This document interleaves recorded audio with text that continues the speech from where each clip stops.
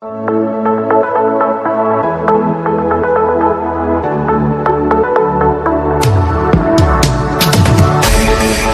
morning, XOPN. A blessed day to all of you. Today, let us talk about the greatest commandment. But I will take you to a passage in the New Testament where it is stated in Matthew 22. Let us read it together. In Matthew 22:36, there was this one person who asked Jesus. He asked him, Teacher, which is the greatest commandment in the law? Jesus replied, Love your God with all your heart, and with all your soul, and with all your mind. This is the first and greatest commandment. And the second is like it. Love your neighbor as you love yourself. All the law and the prophets hang on these two commandments. Notice that the Ten Commandments was crammed into two commandments. And Jesus was stating from the two commandments, they are equally important. But of course, Jesus started with love your God with all your heart, with all your soul, and with all your mind. And in some text, in the original text, it states with all your heart, with all your soul, and with all your strength. And he stated that the other commandment is like it, is the same or equally important as loving God. And the second commandment is love others as you love yourself. It's just so amazing that God is so very, very caring about His people that He commands us to love one another. And it's not just to love them, but to love them as ourselves. But of course, it's already a given that we should love God with all our heart, all our soul, and all our mind. But what is it to Him that it is equally important when we love our neighbors? Now, to answer the question, the love that God gives us, or the love that we have, it's not about our capacity to love. It's not about our ability to love. It's not about our capability to love. It's now how we give back to God. It doesn't matter what we do to love. It doesn't matter what efforts we do or what are the ways that we take to love others that matters. But what matters the most is how God enables us to love. When we understand how God enables us to love, when we understand how God inspires us to love, then we will understand how it is to truly love God. Did you know that it is hard for us to truly love God if we don't know how to love others? And Jesus was stating, love others as we love ourselves. That's the key point. Ourselves. Ourselves is our basis of love most of the time. I know it hurts to hear that it is in our nature that we are a lover of ourselves. In situations where there are sufferings, we don't want to be involved. We want to save ourselves. We want what's best for us. We indulge in us. We want the best for us. When we pray, we always want the best interest for us. We don't want to suffer. We're always putting ourselves first before the others. Just for example, if we say, I love chicken, if you say you love chicken, it doesn't mean that you love the chicken so much that you would die for it. I mean, that you would exchange your life so that your chicken will be saved. No.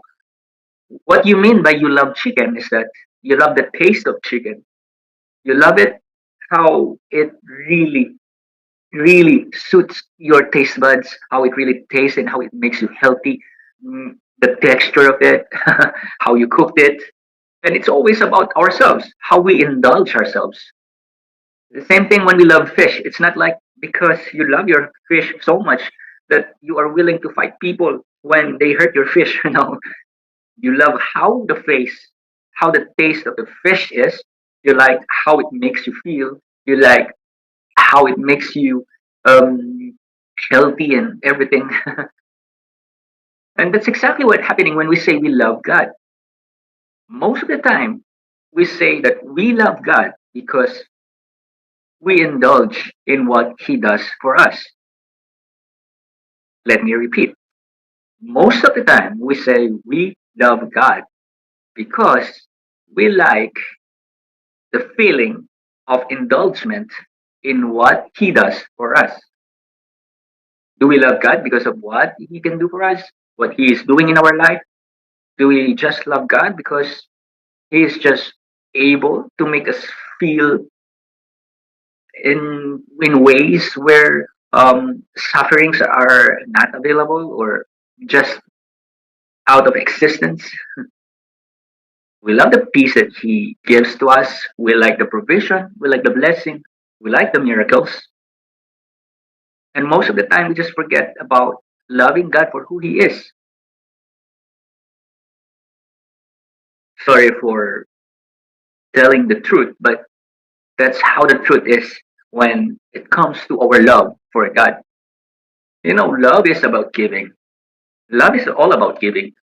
And when we base our love on what we receive, then we actually forget or acknowledge, we don't acknowledge the whole essence of the true personality of God. Now, giving is the main purpose of love. You cannot give what you don't have. That's why God made it easy to love others because He based it on our love for ourselves. And now, here is the thing, sin makes us hate ourselves. That's why we indulge in sin. We hate ourselves and we don't love others because we hate ourselves. But our real nature is that we love ourselves. And God made it easy for us to love others because we, as a man, we as people, we love ourselves. We love to indulge ourselves. But we should use it to understand how it is to truly love God. That's why it's stated, love your God with all your heart, with all your soul, and with all your strength. When you say with all your heart, it should be your intention to love. It should be an action, not an emotion. It should be like your choice, your free will to love. It should be your action. Whether you like it or not, you love. And when you say with all your soul, meaning with all your being, your whole being, what it means is that you devote everything that you do to God. Whether it here in secular things, that's why we are always told that when we work, we should work like we are working for God. We are working for Jesus. And that everything that is bound in on earth will be bound in heaven. So everything that we do here on earth should reflect what it is or how it should be in the spiritual realm. So with all our being, our physical should be reflected in our spiritual being. So it's not just limited in this physical world, but we should always think about our spiritual and the spiritual realm, our spiritual battles.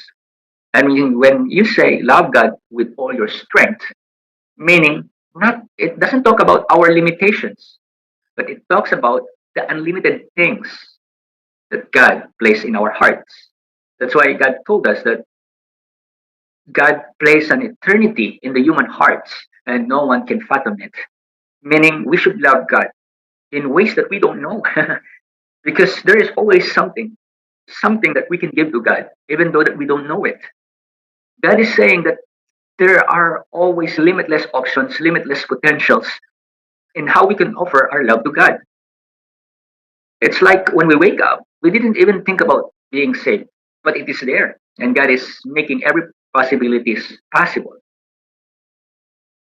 And now, as a conclusion, we should love God by action, intention, inspiration, with all our heart, with all our soul, and with all our might.